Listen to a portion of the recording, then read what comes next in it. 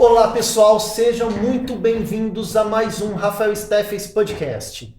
E hoje, nosso programa promete um bate-papo dentro das quadras de basquete, o Frank Mundo, né? Estou aqui com nossos dois convidados. O primeiro dele anunciando aqui, Marco Aurélio Pegolo dos Santos. Poucos conhecem por esse nome, mas todos conhecem como Chuí. Chuí, seja muito bem-vindo ao nosso podcast.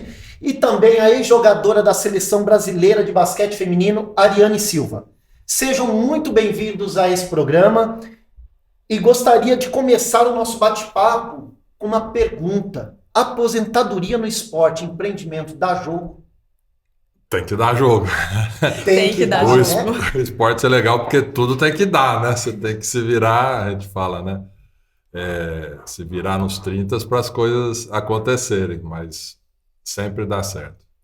Legal. E como que foi? Me fala um pouquinho, como que começou a carreira de vocês no basquete? Foi algo que já vinha, vocês já tinham essa paixão, ou vocês começaram a praticar e levou a essa carreira fantástica de vocês nas quadras? Bom, eu comecei acompanhando os jogos no Pedrocão, assistia o Chuí, o Elinho, o Márcio Dornelas jogar. Meu pai trabalha no Franca já tem 29 anos, ele é DJ lá, então eu ia sempre para os jogos e quando estava o intervalo eles entravam para o vestiário e eu pegava minha bolinha e ficava brincando com os meninos.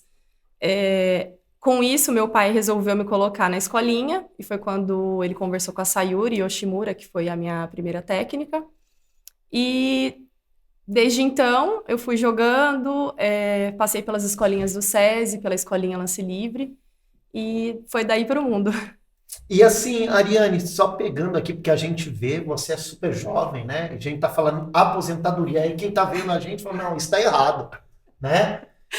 Então, me fala, você começou no esporte muito cedo, né? Você tinha me falado isso, que você começou no basquete muito cedo. Me fala essa trajetória inicial aí.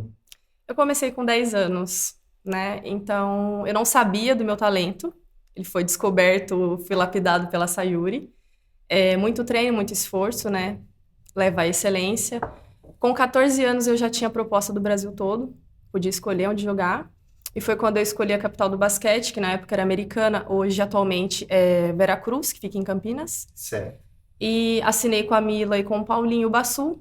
E a partir de então, foi de lá para o mundo. Com 15 anos eu já estava na seleção brasileira, já era banco de profissional, né, das equipes de 20, 30, 32, 40 anos. Que responsabilidade, né? Uma criança, né? Com uma responsabilidade tão grande no meio de feras, né? O esporte ele faz isso com a gente. É tudo muito precoce, acelera o processo, assim, é tudo muito rápido, você é obrigado a amadurecer muito rápido. Então, com 14 anos eu era menina, mas com 15 talvez já era mulher. Então, isso aconteceu de forma drástica e rápida. E eu já tinha tomadas de decisão, eu escolhia tudo. Eu já estava sozinha em outra cidade com 14 anos. Isso foi natural para você ou teve alguma força, assim, um lado que te forçou um pouco a isso, mas esse amadurecimento, essa paixão, essa dedicação foi natural? Eu sempre fui forte no que eu queria. Eu sempre fui uma pessoa focada. Eu sempre soube onde eu queria chegar. Eu não imaginava, nunca planejei ser jogadora de basquete, nunca sonhei com isso, mas eu sou uma pessoa que eu aproveito as minhas oportunidades. E a partir do primeiro sim, da primeira porta aberta, eu falei, eu quero tudo. Tudo que o esporte me der, onde eu puder chegar. Então, a partir de então, descobrindo que eu tinha talento e que eu levava jeito para coisa, eu fui construindo a minha vida. Que legal. E Chuí, me fala um pouquinho aí, como foi sua história? Você já nasceu pronto para isso ou foi alguém ou algum momento que te trouxe essa vontade em jogar basquete? Não, acho que foi mais dentro de uma cultura, né, da cidade. Eu nasci em Araçatuba e eu gostaria de ser um jogador profissional de futebol. E fui tentar jogar de várzea, jogar futebol e não consegui, não me adaptei, né?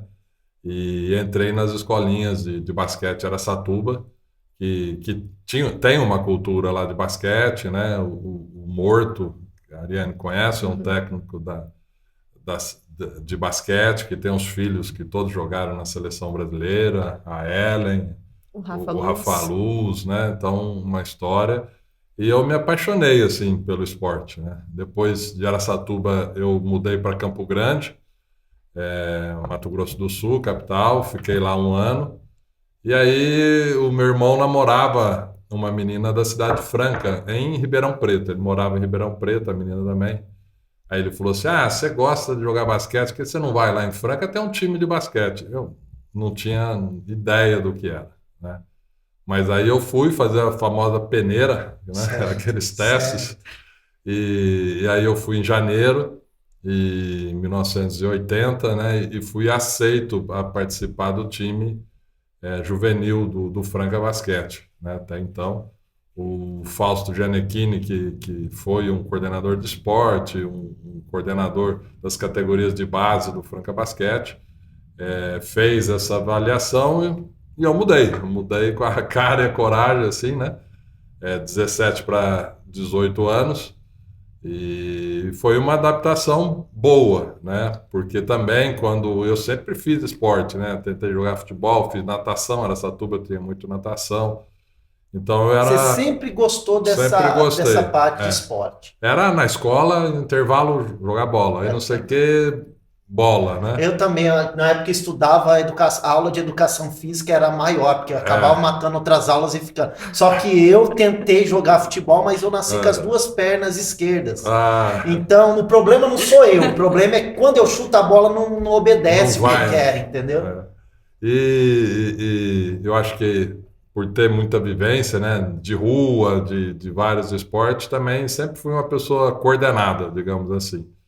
Né? Isso ajudou muito a desenvolver as habilidades, né, que a gente precisa desenvolver dentro do esporte.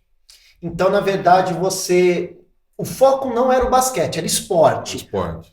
Aconteceu o basquete, você treinou, se desenvolveu nessa área. Acredito que para os dois, né, para você mesmo, você também falou que iniciou na escolinha, mas o treinamento, o treino, a repetição, né, traz a qualidade, né, traz assim uma excelência. O meu irmão foi jogador de futebol. Ele chegou a vir para o Corinthians aqui. E quando criança, eu era ciumenta. E foi acho que mais por isso que eu comecei a jogar, porque meu irmão fazia tudo e eu ficava sem fazer nada. Aí minha mãe me colocou no balé. Aí eu falava, balé é muito delicado, acho que não é pra mim. Aí colocou na natação. Aí eu falava, mas sozinha, também não queria. Aí sempre tava batendo bola nos intervalos assistindo ele jogar. Aí foi quando meu pai teve essa ideia. Então você tem aqui um grande inspirador. Eu tive a sorte e o privilégio de crescer com o Chuí, né? Eu tive grandes referências de formação. Ele, a Sayuri e entre outros. O Elinho, que a gente tem convivência.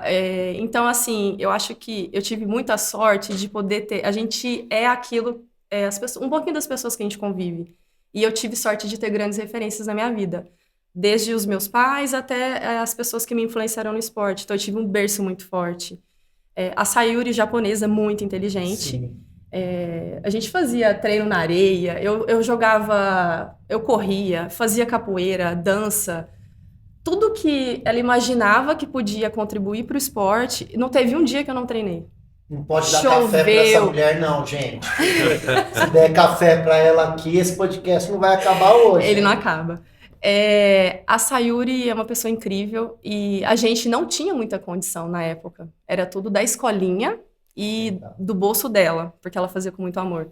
A gente treinava em quadra externa lá no SESI, aí chovia, ela falava, não, vocês não vão ficar sem treinar. Aí a gente ia lá pra dentro e batia bola e fazia capoeira, entrava no meio da dança de alguém, sabe? Fazia natação junto com outra pessoa. Então eu acho que eu vivi outras coisas, eu nunca fui muito presa, sabe? Só nisso, acho que a visão periférica de tudo, acho que foi o diferencial, o meu destaque de tão cedo ser tão diferente das outras jogadoras. Legal, legal. E o esporte, ele é muito competitivo, né? É o tempo todo, vocês estão competindo com outras equipes, outros jogadores e com vocês mesmos. Eu acho que a cobrança interna deve ser muito forte. Como que é lidar com isso no dia a dia? É um pouco desgastante, né? Ele é prazeroso, assim, no começo, porque você está se descobrindo, né? Se descobrindo o seu potencial e você aprende várias coisas. E quando você tem esse potencial, as pessoas mais velhas já vai te colocando no caminho, né? Mais ou menos que a Ariane falou. A gente via esse potencial Um dela e direcionamento, vai né? jogando ela na fogueira e vai vigiando, né? Legal. Isso é muito importante, né? Na nossa vida, né? O esporte ele tem muito os padrinhos, né? As pessoas acima que olha, vai direcionando, vai testando, porque existe a parte física da pessoa, às vezes ela tem um potencial físico muito alto, né? E acima da média que a gente fala, às vezes é um potencial psicológico dela de ressignificar as situações, é também aquele perfil de competição, né, de enfrentamento, que também não é todo mundo que tem. Então, são vários elementos assim que a pessoa vai desenvolvendo dentro do esporte, saúde, socialização e essa tomada de decisão, né? E aí acaba se voltando a palavra um pouquinho sozinho. Apesar Sim, do sim. ambiente ser coletivo, você está sempre coletivo, né? Você está sempre se autotestando, competindo com você, Se tentando, se avaliando, né? avaliando, melhorando as Buscando. suas performances, traçando metas, o que eu vou melhorar esse ano, qual capacidade física eu tenho que desenvolver, o que eu preciso melhorar emocionalmente para enfrentar uma torcida de 10, 20 mil pessoas, né? Como que é você chegar no começo do campeonato é uma situação, final do campeonato, onde são as entregas, é outra Tem que ter uma situação. estrutura psicológica também muito forte, né? Não É, é só ter a qualidade técnica, né? Você tem que ter uma a estrutura estrutura muito grande, né? Para psicológica, lidar com ela isso. E lidar com sucesso também, né? Quantas pessoas, quantos profissionais, atletas, a gente vê se perdendo pelo ego, pelo, né? Então é muito importante você ter essa estrutura, né? Você ter esse cuidado e ter mentores, ter padrinhos, como você Uhum. falou, né? Eu acho que isso faz a diferença na vida de muitas pessoas, principalmente no esporte, onde começa muito cedo, né? Então você não tem aquela estrutura. Talvez você não está pronto para enfrentar o mundo como vocês enfrentaram, né? Difícil. Não é que é difícil, né? É diferente. Fala assim, a gente às vezes a mãe do menino fala, eu quero que meu filho vai jogar fora, vai morar. Fala, ó, beleza, ele sabe passar roupa, ele sabe acordar sozinho, ele tem hábitos de estudo, né? Ele é higiênico, ele sabe fazer uma comida, porque tudo isso ele vai ter que aprender nesse percurso. Porque é você, né? Você sabe o horário que você tem que treinar, você sabe que você tem que ir na escola, tem que passar de ano e tem que acompanhar o nível técnico. E aí você tem sempre que se virar, que a gente Sim, fala, né? sim. Então é E uma é uma cultura, exigência por exemplo, vai para o diferente. exterior, é uma cultura diferente, uma língua Língua diferente. diferente. Você perde o teu, você muda a tua rotina, você não tem as pessoas próximas ali, né? Então, realmente é um passo, tem que ser muito bem feito, né? Tá muito bem seguro Decidido e daquilo, seguro. No né? caso da Ariane, morou fora, né? Ela pode falar dessa adaptação que não é uma cultura nacional, né? Você mudar de um estado. É realmente a É. cultura é completamente diferente. Como que foi, Ariane, essa vivência? O esporte, ele não te deixa na zona de conforto em nenhum momento. Então, aquela competição que você tem com a equipe, aí você tem com o estado, que existem as seleções nacionais, aí você tem com o Brasil, que você representa o Brasil, e tem você mesmo também.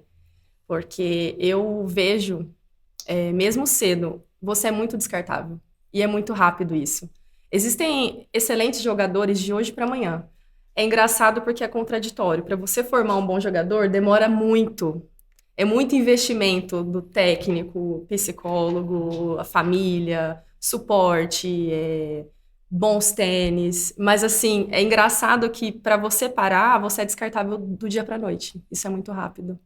E eu Caramba. sempre tive consciência disso, porque a Sayuri sempre foi muito brava.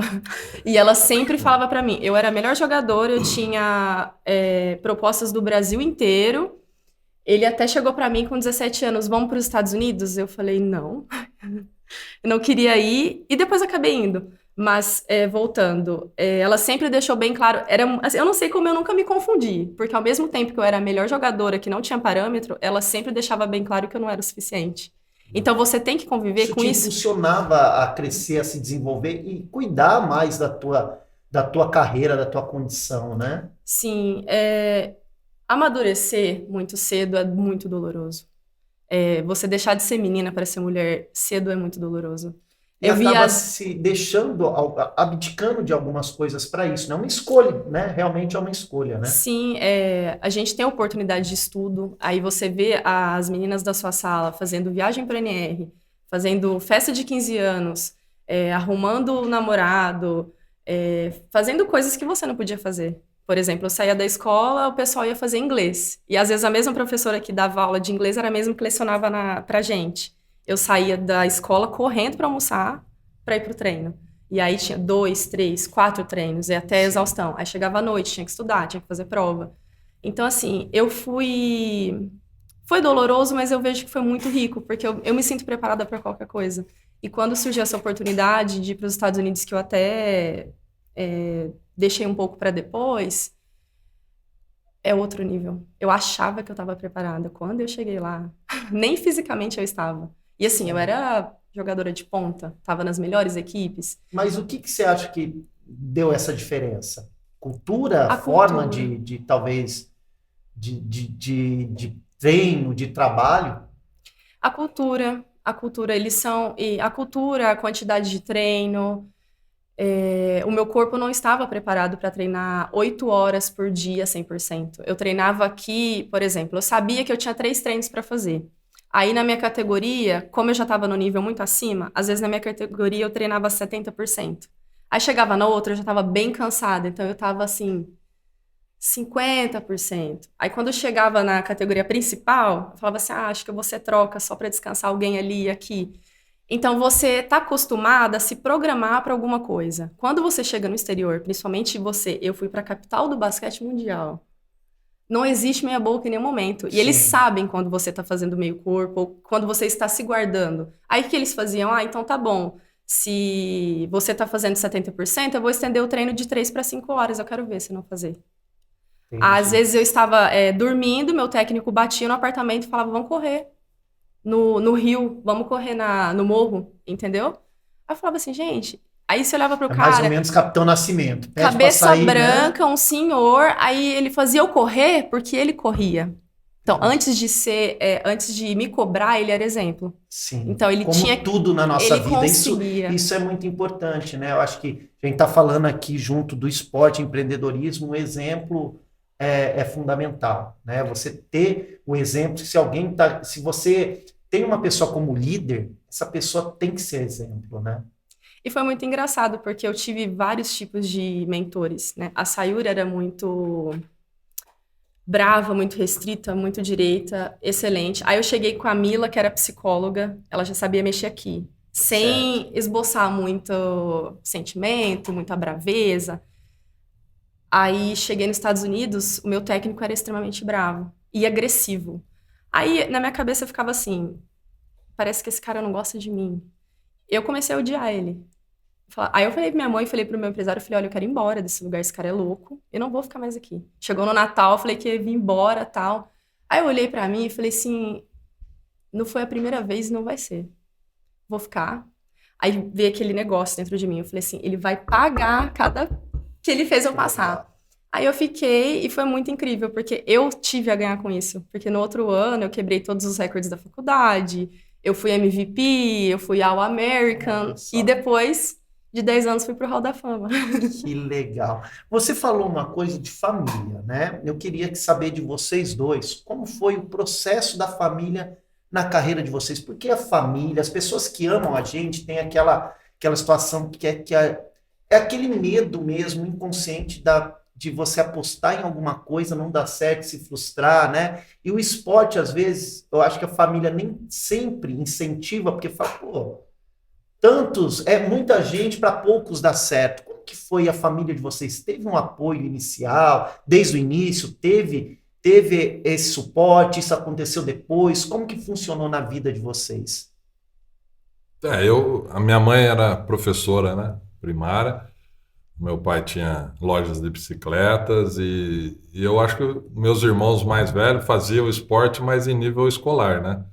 Aí quando eu tomei essa decisão que eu quero ir, minha mãe não queria não. Falou, não, né, esse ambiente... Vai trabalhar, menino. Esse ambiente é meio assim e tal.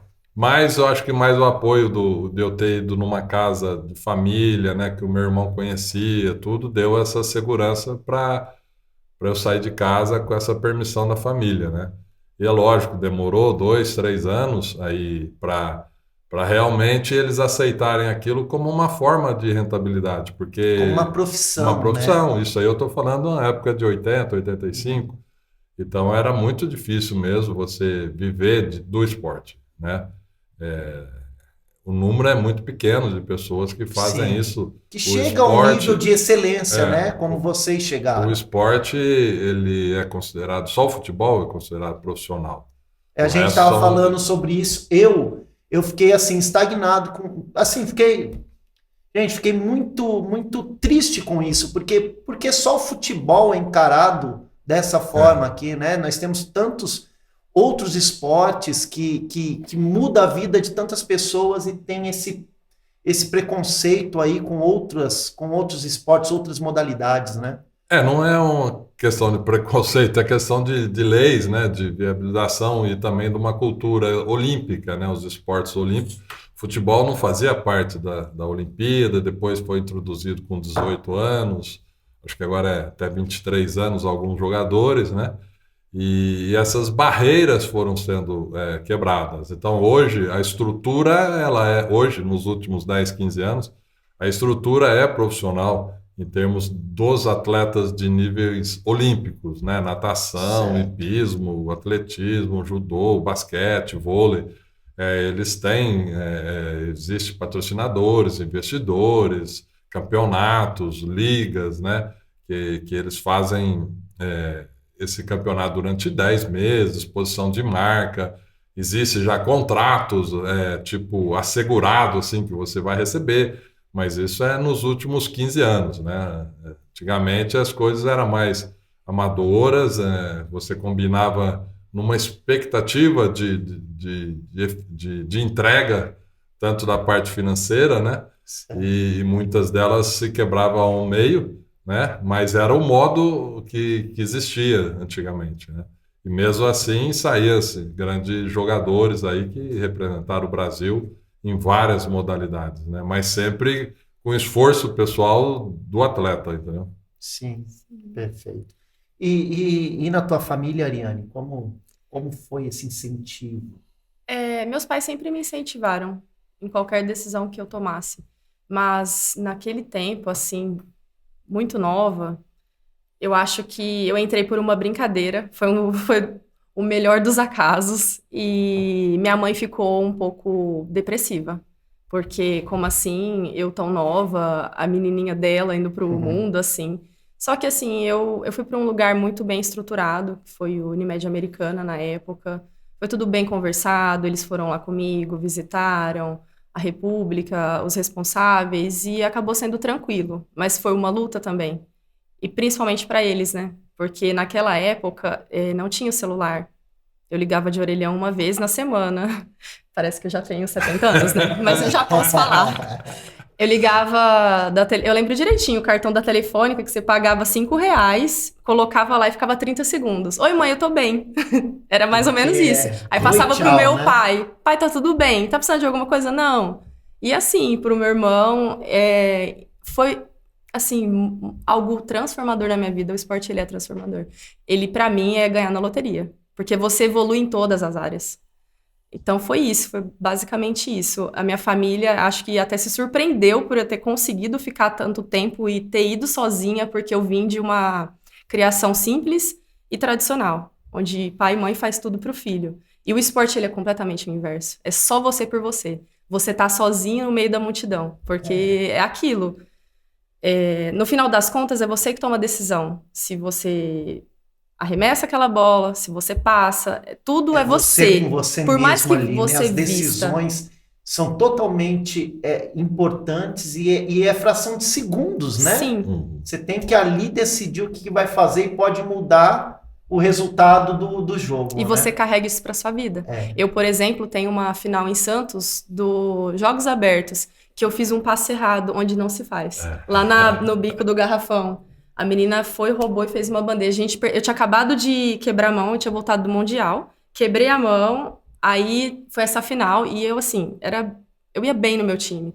Era a final do adulto, eles quiseram me colocar de titular da mesma forma, fiz um jogão, só que a última bola, eu fiz um passe, a menina cortou, fez uma bandeja, a gente perdeu de 1 ponto. Isso fica pra vida. São decisões que ficam pra vida. Então tem as boas, mas também tem as ruins. Com certeza. Tudo na nossa vida, né? E o esporte é assim, a gente só lembra das boas, né? Principalmente quando para de jogar, que é bom. Mas eu acho que esses momentos, assim, é 50% de insucesso. Entendeu? Os mais novos olham, as pessoas falam, só pensa, não, você vai errar mais, você vai dar muito mais errado do que certo, né? Para você dar certo de 3 vezes, que é um alto, né, aproveitamento, você tem que ralar muito e estar pronto ali naquela hora, entendeu? E as pessoas acham que porque você vê só o time sendo campeão, só aquela alegria, tudo, né? E aquilo ali são 10, 20% do percurso, né?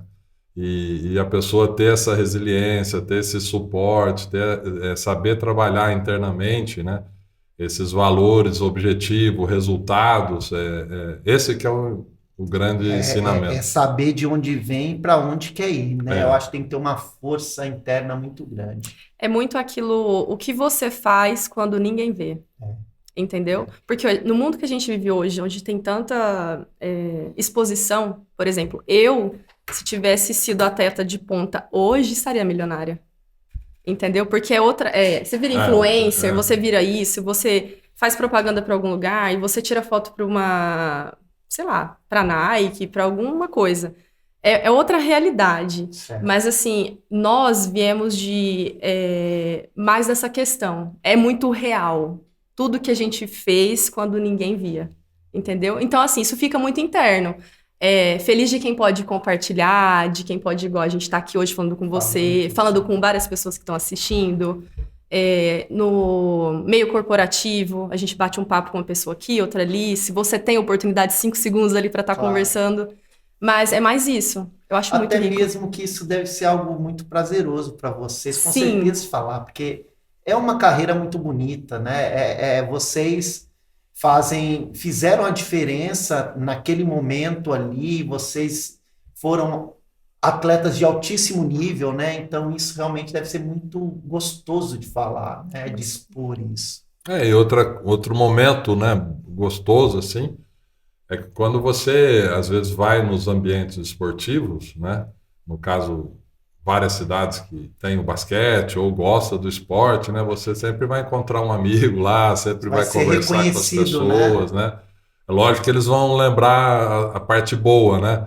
E um mais assim fala assim, já xinguei muito você, não sei o que, tal. Mas faz parte, né, do esporte. E esse era um dos objetivos do esportista, né?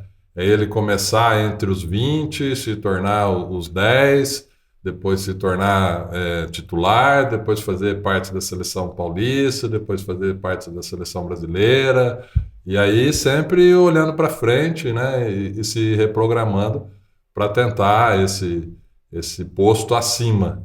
Ele é desgastante, a pessoa tem que saber lidar com isso, né, mas esse é o aprendizado, a gente consegue... não é adaptar, mas sabe a inteligência, ela tem um nome específico que eu me esqueci, mas você se adapta à situação rápido.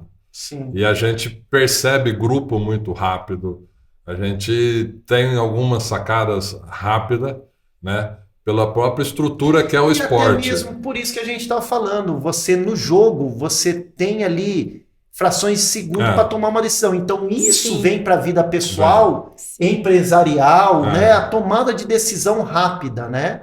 e assumir o risco. Não vai acertar todas, mas é aquilo. Se você não testar, se você não tentar, eu sempre falo que a pior coisa é se arrepender pelo que você não fez, né? Sim. Então, realmente deve trazer isso. E essa é a mensagem do esporte como educação, né? Que a gente fala para as pessoas, ó, coloca o seu filho no esporte, né? Porque vamos falar numa nomenclatura simples do futebol, né?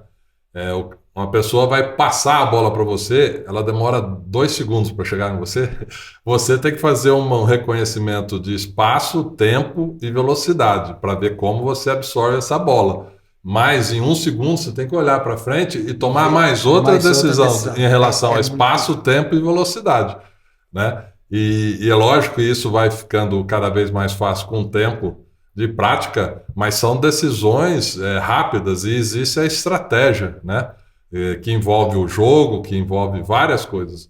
Então você também consegue, às vezes, visualizar situações num mundo mais sistêmico do que um padrão normal, né? De uma pessoa que não teve essas experiências. Que legal. E quando vocês eram atleta, né, em plena carreira, vocês tinham algum empreendimento ou não?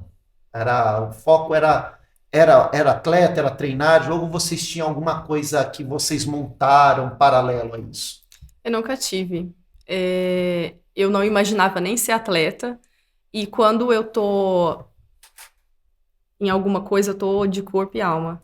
Então, quando eu descobri que eu tinha aquele leque de oportunidades, foi como eu disse, eu quero tudo que tiver daquilo. Então, eu não programei para entrar para o esporte e também não me programei para sair. Mas eu me programei para a vida. Você tem que praticar o esporte, você tem que estudar, que é muito importante. Você tem que guardar dinheiro, porque, como eu disse, é tudo precoce. Você aposenta muito cedo e a vida continua, porque você é descartável. Sim. Então, e a juventude, né? Você está com toda a vida aí pela frente, né? sim. Aí esse é o detalhe, né? Você supostamente ganha bem, entendeu? E você é tratado bem. Então a pessoa sobe o ego, né? Sim. Ela tem que saber que aqueles 10 anos ali responde 30 anos, né? E alguns conseguem fazer 20 anos de carreira, hoje mais, né? Pela própria medicina, o nível de comida, de remédios, né? As pessoas conseguem ter uma longevidade maior. E primeiro o cara torceu o joelho, pronto. Acabava. Né? Hoje não, né? Hoje a medicina evoluiu. Primeiro você ficava 3 meses parado quando operava o joelho. Sim. Hoje em 3 meses, uma operação de cruzado, o cara tá jogando. Né? Então facilita. Mas eu sempre tive essa parte de empreendedorismo. Porque o meu pai era negociante, assim, né? A minha mãe professora, a gente sempre via muita coisa. E eu sempre quis fazer coisas fora do esporte, à beira do esporte, digamos assim. Então eu fazia camiseta, vendia do time, fazia eventos também, né? E uma vez eu montei um restaurante com um amigo, porque eu achei muito tempo da minha vida que as pessoas eram tão comprometidas como eu. Hoje eu respeito as pessoas que não são comprometidas. A gente perde um pouco de dinheiro nisso, mas faz parte do aprendizado. Né? Aprende. Né? Mas chegou um momento que eu falei, pô, hoje eu estou bem, eu ganho bem, só que vai parar, né? E aí eu comecei a estudar mercados. Foi na época de 86, né? Que começou a chegar as franquias no Brasil. Aí eu tinha um dinheiro guardado, eu comecei a visitar, fazer pesquisa de mercado e tal, e queria sempre alguma coisa na região de Franca ali, porque eu falei, vou ficar ali, estado de São Paulo, né, uma potência, interior de São Paulo e tal. E fiz, durante 2 anos, entrevista na Shining Box. A Shining Box, quando foi abrir no Brasil, né? Mais lojas, geralmente eles abrem 10, 20, depois abrem mais. E aí o Robson Shiba, né, conhecia ele na época, vim várias vezes a São Paulo, se tornou um amigo meu, né, porque ele gostava do esporte, ele era o dentista, foi morar nos Estados Unidos, trouxe toda aquela, também, né, empreendedorismo, foi um cara de sucesso. E aí eu falei, bom, eu tenho dinheiro, tenho a praça, tenho o local, e comecei a convidar alguns amigos para trabalhar, para gerenciar, porque eu tinha que produzir, né, para sustentar o negócio. Aí não deu certo um amigo, não deu certo o outro, aí eu convidei o meu irmão, né? Certo. E na época ele tinha essa possibilidade, disponibilidade de tempo, porque as coisas deles também estavam mudando de rumo, né? E nós montamos um Shining Box em Niterói, no Rio, né? E quase montamos aqui em Minas, né? Não daria certo fazer Franca, Uberaba, Uberlândia, que era o que eu queria por estar mais perto de casa, mas os costumes naquela época ainda era só cidade grande, então foi um mercado. Ah, tá. que comportava entendi. você chamar a comida, né? O interior vai para a praia, vai para o rancho. Como mudou vai isso, hein? Hoje qualquer menino Nossa pede as senhora, coisas. hoje a cidade não tem restaurante, mas já tem entrega, né? E aí eu montei, né, o Shiny Box, montamos uma loja. Depois nós montamos o Gendai também, que é um restaurante japonês, né? E estamos 3 lojas em Niterói, né? 2 em Niterói e uma na cidade vizinha. Lá, lógico que com essa pandemia tudo, né, se mudou, se adaptou. Nós estamos aí na fase de pagar a conta, como qualquer empresário, né? E também, como eu gosto dessa parte de dar aula, essas coisas, a Sayuri, né, a técnica aqui da Ariane, tinha uma escolinha de basquete em Franca. Quando ela se encerrou, eu comecei. Já agora vai fazer 20 anos. Legal. Né, que eu tenho essa escola. Não é um negócio financeiro, né, assim, mas é uma coisa que me dá prazer, que me mantém ativo, que dá satisfação. A gente já tem agora 20 anos, já trabalhamos em vários locais, né? E nesses últimos 5 anos, agora com a bandeira da NBA School, que a NBA tem um projeto no Brasil, né? Nós chegamos a ter 3 unidades, agora estamos só com a unidade de Franca, né? Então, assim, outra coisa que era o meu sonho era criar franquias de sapato, porque eu falei, cara, eu moro em Franca. Bom, tem sapato, eu conheço nós gente... podemos ajudar com isso. Eu conheço gente no Brasil inteiro, né? Todo jogador vai parar de jogar, vai precisar de um trabalho. Cara, eu investi isso aí, gastei um bom dinheiro, mas é aquele negócio. Muitos atletas não viam isso, né? Sim. E nós temos aí estatísticas que mais da metade não consegue continuar no seu nível, né, de qualidade de vida. Eu imagino, e até isso vinha uma pergunta, assim, até você, Ariane, falou da tua aposentadoria, meio que você se planejou. Mas como foi no caso de vocês? Foi algo planejado? A aposentadoria, no teu caso? No meu caso foi, porque eu corri atrás, fiz, né, tenho isso. Não sou de ficar falando isso, né? Geralmente a pessoa quando aposenta, alguns continuam trabalhando na área do esporte, né? Ele tem essa capacidade, esse know-how pelo tanto de tempo que ele passou, né? Então ele pode ser um gestor, um técnico, um professor de formador. Na área, né, muitos fazem fisioterapia, né? Alguns fazem medicina, continua nessa área, que foi uma revolução cultural no conceito do esporte, né? A gente tirar os velhos gestores políticos que dominavam as ligas, as associações, as confederações, para ex-atletas, né? Então, essa temperança técnico, sabe, né? Sabe a vivência. E passou por aquilo, né? Então sabe as dificuldades. E ele faz pro esporte. Legal. Não, é a paixão dele, né? De ajudar as pessoas, de motivar, de fazer uma entrega de qualidade, né? E positiva, digamos assim. Então, hoje, várias ligas, várias confederações, federações têm essa presença do ex-atleta. Lógico, o ex-atleta formado com curso, formado com 2, 3 línguas, cursos de gestão, né? Ele se prepara para esse mundo empreendedor, né? E até você citou o Elinho, né? O Elinho, tive a oportunidade de fazer um curso em Empretec com ele. Uma pessoa fantástica, o Elinho, um grande abraço para o Elinho. E aí eu via isso, falei, pô, é um cara que tem uma carreira tão rica, né? Uhum. E ele estava buscando, ele é empreendedor também, então eu via isso. Quando eu fiz, faz, sei lá, esse Empretec já faz uns 5 anos, provavelmente. Mais. Então, e eu vi realmente isso, né? Eu nunca tinha tido esse contato com um atleta de ponta, né? Uhum. E pensando no empreendedorismo. Então, isso realmente, aquele dia me mostrou isso, a preocupação dele em empreender, em crescer, em fazer algo fora do esporte. Não só no esporte, que ele está até hoje, né, envolvido, mas também fora do esporte. No meu caso, eu estava me preparando, porque eu achava que eu ia me aposentar com 37 anos, né? Porque a gente coloca mais ou menos uma duração de 10, 20 anos no atleta de alto nível. E nesse período, meu sobrinho foi diagnosticado com leucemia, e eu tinha acabado já de perder a minha melhor amiga, que é a Michelle Splitter, irmã do Thiago Splitter, com isso. Tive todo o acompanhamento por perto. A Mi saiu de Blumenau para vir morar comigo, né, jogar em Americana para tratar no Boldrini, e ela veio a falecer.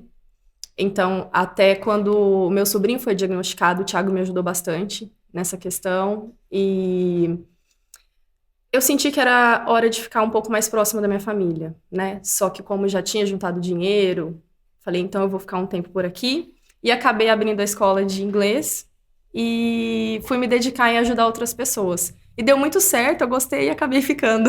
E não voltei mais para o esporte. Que legal.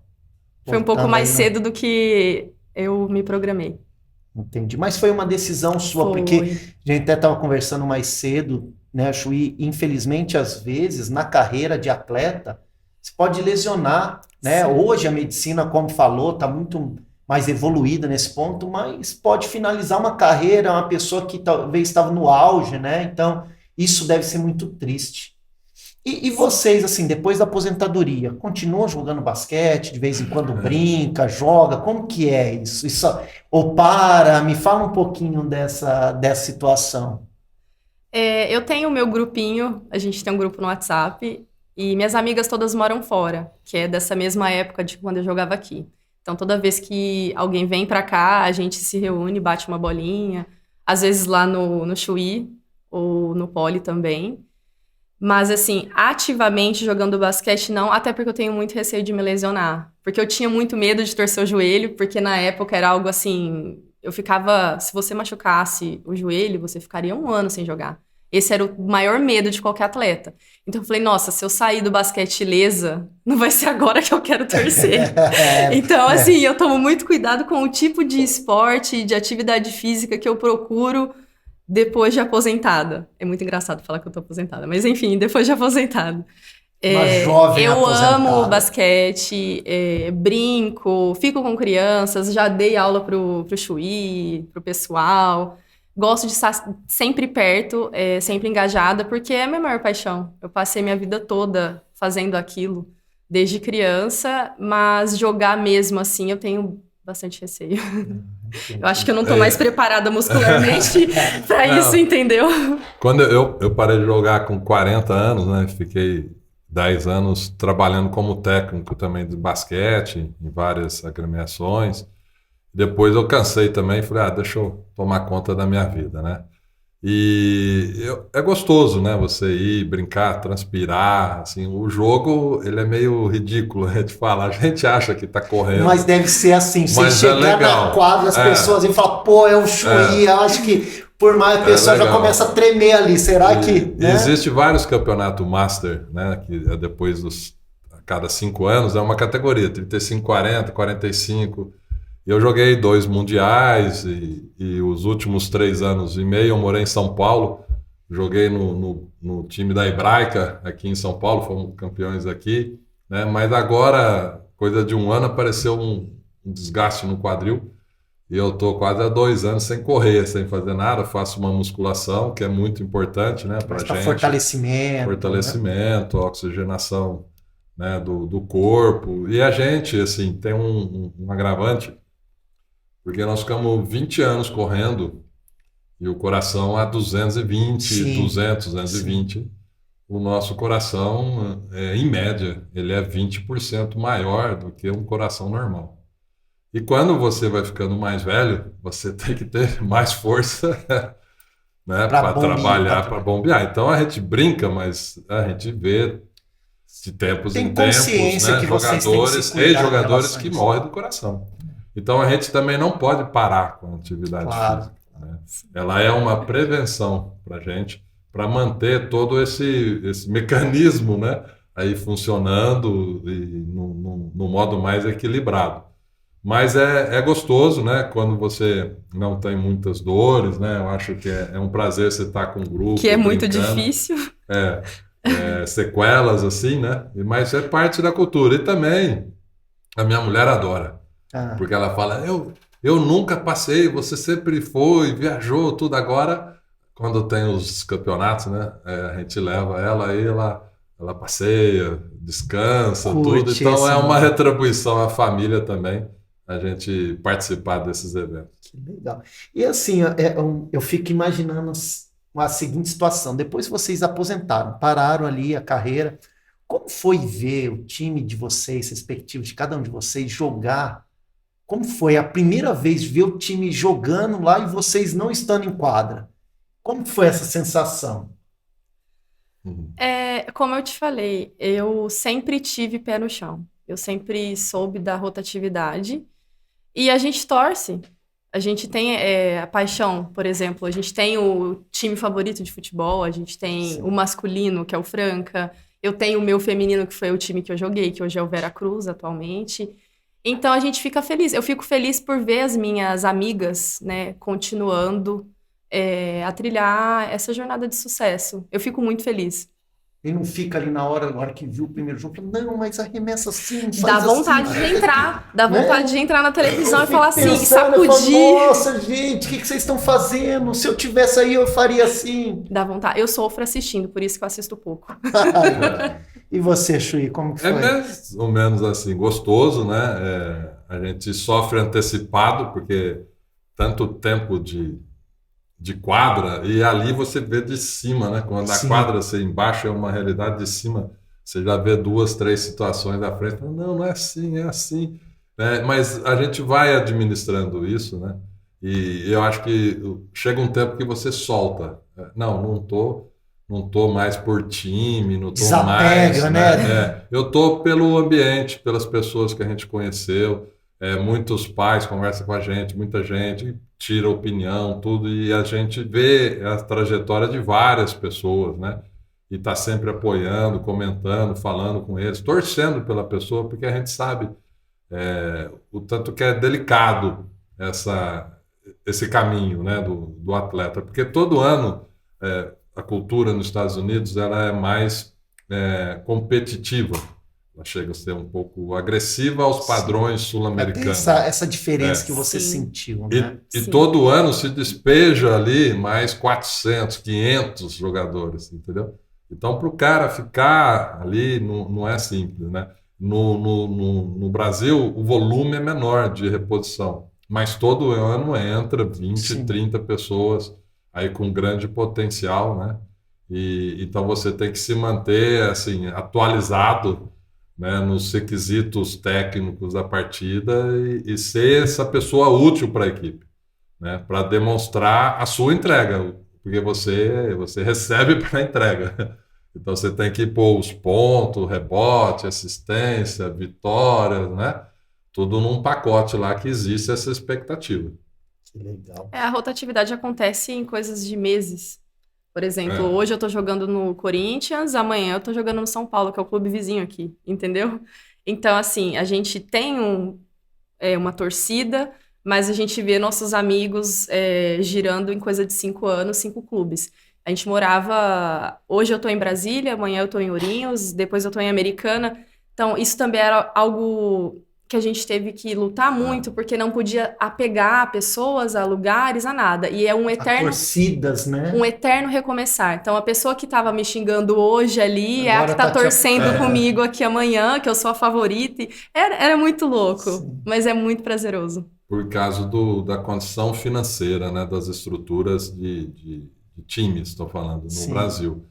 Né? Hoje a Liga Nacional já existe há 15, 16 anos, e nós temos entre 16 e 18 equipes que jogam esse campeonato. Já existe muito mais regulamentações, né, em relação a salário, a mídia, retorno, patrocinadores, né, e essas coisas não tinha. Então é normal, assim, o time monta, fica 1, 2 anos, acaba. Aí Certo. ele monta, Começa fica 1, 2 anos, É acaba, normal. né? E é lógico que os top 6, eles são times mais frequentes, têm uma estrutura operacional mais profissionalizada, então eles se mantêm no mercado Então como não é equipes. muito aquela máxima que time que tá ganhando não se mexe, não. Não, Acaba mexendo. Mexe. mexe Acaba também, mexendo. né? Mas desses 15 times aí, você pode falar assim, 5 são autossuficientes, 5 pagam as contas e 5 tem problema para fechar o ano. Vocês é óbvio que o esporte ele exige muito disciplina, né? Tem ali disciplina de treinamento, de tudo, até mesmo de postura, ele influencia diretamente na vida pessoal, como você falou, mais jovem, suas amigas namoravam, você não podia naquele momento ter uma rotina ali. E o esporte trouxe isso depois da aposentadoria para a vida pessoal de vocês, mesmo não sendo mais atletas?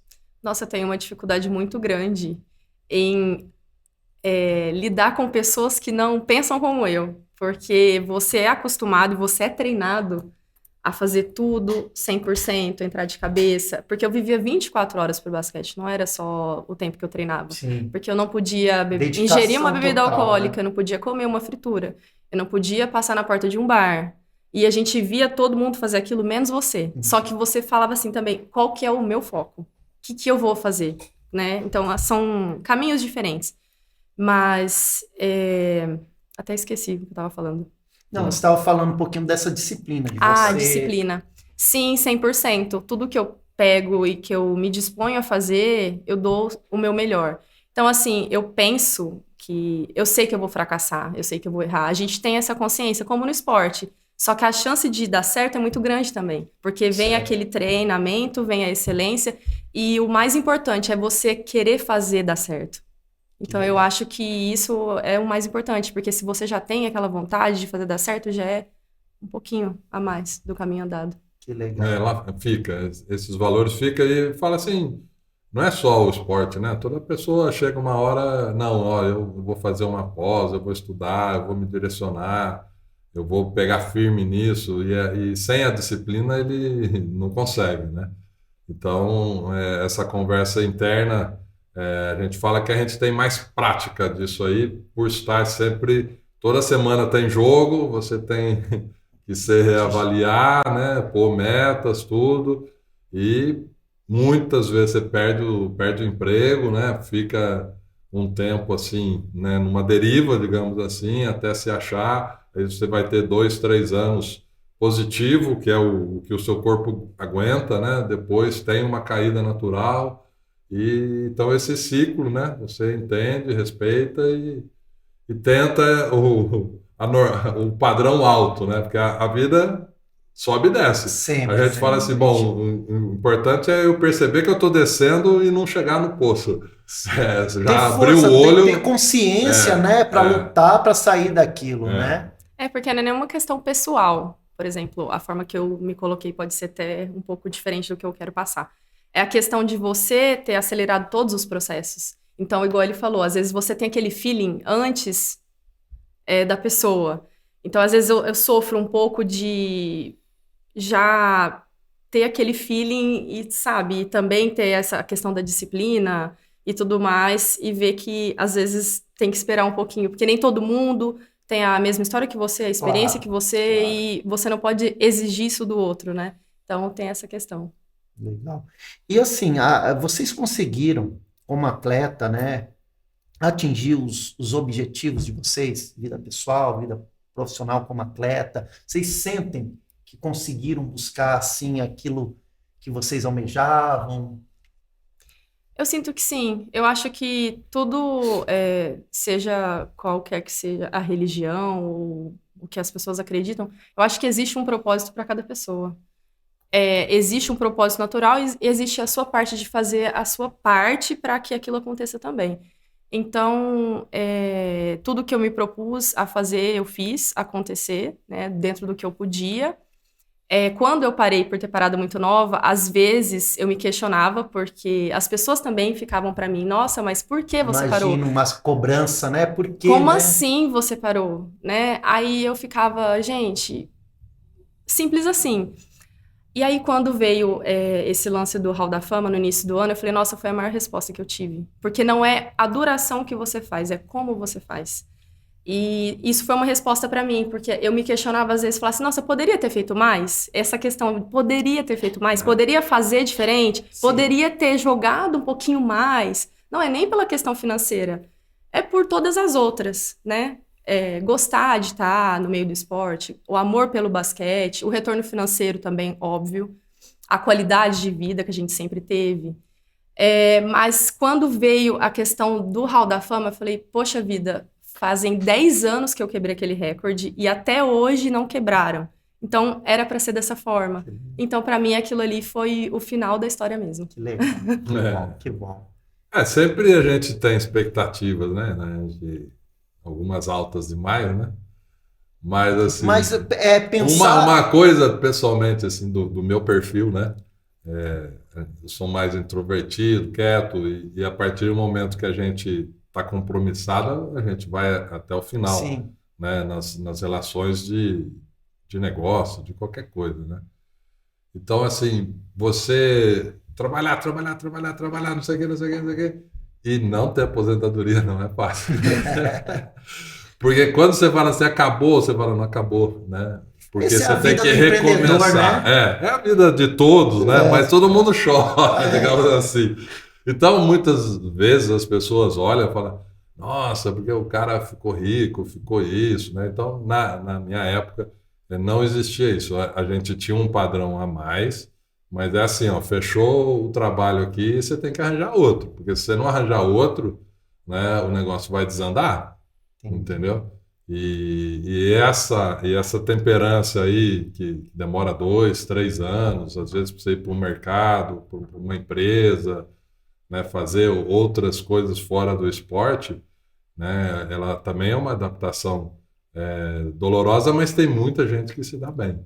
Muitos, a gente tem vários amigos que estudaram também nos Estados Unidos, que voltaram, hoje tem empresas, tem negócios, né, que ele sabe também empreender e sobreviver daquilo, né, porque aquele esforço, o suor, tudo ele coloca em jogo, entendeu? Mas temos aí também uns 30% que fica a desejar, né, por falta de oportunidade, porque não teve uma atenção, digamos assim, né, básica, que é você estudar. A gente fala muito isso já há 10 anos. Fala, olha, se forma, porque se você não se formar, eu não vou ter como te ajudar. Certo. Entendeu? Então, o mínimo que você precisa ter é uma formatura. Quando eu jogava, eu conseguia estudar, porque a gente treinava 3 vezes por semana, depois passou 5, e depois passou a treinar 2 vezes, né? Em final de 86, eu já tinha me formado. Mas hoje, com o advento da internet, as pessoas conseguem se formar. Sim, mas né? tem Fazer uma facilidade maior, o né? estudo à distância, tudo, né? Porque é importante para a gente poder se encaixar em qualquer segmento de trabalho, ter essa formação. Bom, gente, me fala um pouquinho aí como que tá a programação de vocês, quais são os próximos passos, objetivos de vocês aí daqui para frente. Bom, eu gosto de estudar. Então, eu já fiz tenho 3 graduações e eu tô na 4ª agora. Eu fiz administração, psicologia, letras, no qual eu atuo de copywriter hoje, e estou finalizando o 1º ano de arquitetura. Eu gosto bastante de estudar. Só que agora eu acho que eu vou parar e vou começar a investir em pós, em outros cursos, né, de especialização. E acho que é por isso, por agora. Bom, eu né, fui atleta, depois eu trabalhei 10, 11 anos como técnico de basquete também, só que sempre fora de casa, longe da família, tudo, aí eu resolvi parar, voltei para Franca e me dediquei à escola, né? E aí eu também entrei um pouquinho nesse ambiente de relações políticas, né? E acabei trabalhando nos últimos 3 anos e meio como secretário executivo do Estado na área do esporte, né? Me abriu muito a cabeça esse trabalhar em termos, na primeira vez, numa função pública, né? Como gestor público, muita lei, muitas diretrizes, muito aprendizado, né? Então eu fico um pouco permeando esse ambiente político também, né? Ele também tem uma demanda alta, ele roda muito rápido, ele tem as suas particularidades, né? Mas eu consigo permear por tudo o que eu já realizei, por também ter uma estrutura financeira independente disso, né? Então hoje eu estou voltado a essas possibilidades, né? De gestão pública também, e de trabalhar com mais um setor aí que apareceu através de um amigo, né? Em termos de reciclagem, de compostagem. Legal. Então, eu estou fazendo uma pesquisa de mercado, né? Com uma máquina aí, né? Que faz uma compostagem com material orgânico. Estou estudando isso aí. Então, a gente fica atento a essas possibilidades, Todas as possibilidades. oportunidades, né? Para que gere algum tipo de negócios também, né? Para a gente ser sempre autossustentável ecologicamente, né? Porque o conceito, né, do sustentabilidade, da ecologia é que você faça as suas necessidades, né? Quando ele surgiu, as pessoas muito voltadas assim a você ajudar o outro, fazer o outro, mas se você não faz a sua necessidade, você já não está sendo ecologicamente correto, né? Então, o bom uso do seu sistema físico, né? Cuidar do seu físico, cuidar da sua sociedade através das suas relações, cuidar da sua espiritualidade através das suas crenças, né? E fazer o bom relacionamento disso com um relacionamento com as pessoas, sempre positivo, de apoio e de crescimento mútuo, né? Bom, aqui fica claro que a aposentadoria no esporte e empreendedorismo dá muito jogo, né? Quero agradecer muito esse bate-papo. Foi assim, eu tô saindo daqui craque nas quadras, né? Tô já me sentindo aqui um atleta. Agradeço muito. Diretor, temos uma lembrança para vocês, para os nossos entrevistados. Petro, nós vamos te convidar para bater um rachinha. É verdade, né, Ariana? De verdade. Deixa Muito eu falar, obrigada. eu não é só minha perna, que são as duas esquerdas, eu acho que o braço também. Então, vocês não contam muito não, mas vai ser um grande prazer. Vai ser um prazer imenso estar aí com vocês, então. O racha, ele é sempre ecológico, humanitário. Você precisa primeiro preencher o número de pessoas, independente da sua capacidade técnica. Então pode colocar que um ali vocês conseguem preencher já. Não vou dar muito resultado não, mas vou estar ali e vou tentar o melhor. Não vou passar vergonha, mas tudo bem. Nada. A gente pergunta, sabe correr? Aí a pessoa fala, aham. Você consegue passar a bola? Então tá dentro. É assim que a gente convida. Eu acho que isso eu consigo. Eu acho que isso eu vou conseguir. As coisas básicas. Então tá a gente te treina. Que legal. Então tá, preciso de umas orientações antes, né? Já apoia você e começa. A gente quer agradecer a oportunidade, né, de estar no programa aqui tão importante, né? Uma empresa mundialmente conhecida. A gente ter a oportunidade de falar das experiências da vida, eu acho que é sempre positivo. Agradecer a Rafael Stephens, a toda a sua equipe e produção aí, que continue sendo um sucesso essa marca no mundo todo. Legal, muito obrigado. Bom, gente, Rafael Stephens Podcast vai ficando por aqui. Não esqueçam de fazer inscrição no canal, compartilhar, dar um like lá pra gente e semana que vem nós temos mais. Obrigado.